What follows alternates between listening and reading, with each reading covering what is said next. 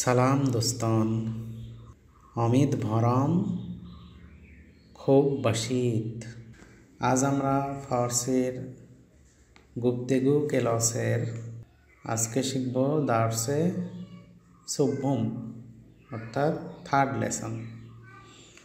ঠিক আছে, আমরা কিছু শব্দ দিয়ে ছোট ছোট বাক্য দেখব।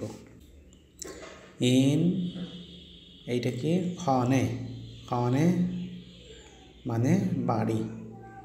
ইন খনে জিবা আস্ত, ইন খনে জিবা আস্ত, এই বাড়িটি সুন্দর। তারপরে কি দেখতে পাচ্ছি? দার, দার মানে দরজা।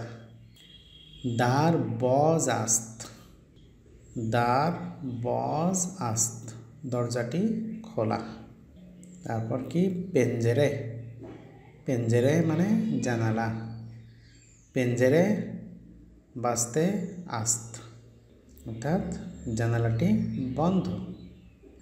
সান্দালে, সান্দালে মানে হচ্ছে চেয়ার, সান্দালে রহাত আস্ত, হ্যাঁ চেয়ারটি আরামদায়ক। চয়ে, চয় মানে চা, চয়ে গার্ম আস্ত মানে চা গরম।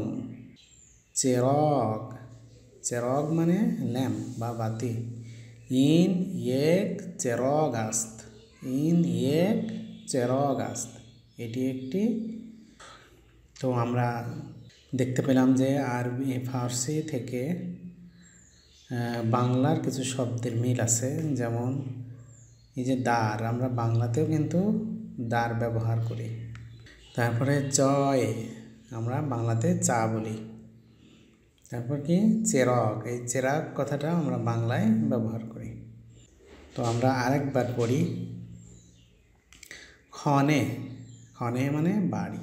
ইন খনে জিবা আস্ত, দার মানে দরজা, দার বজ আস্ত।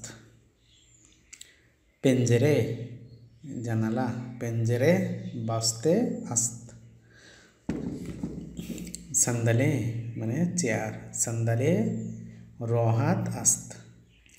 চয় গার্ম আস্ত অর্থাৎ চা গরম।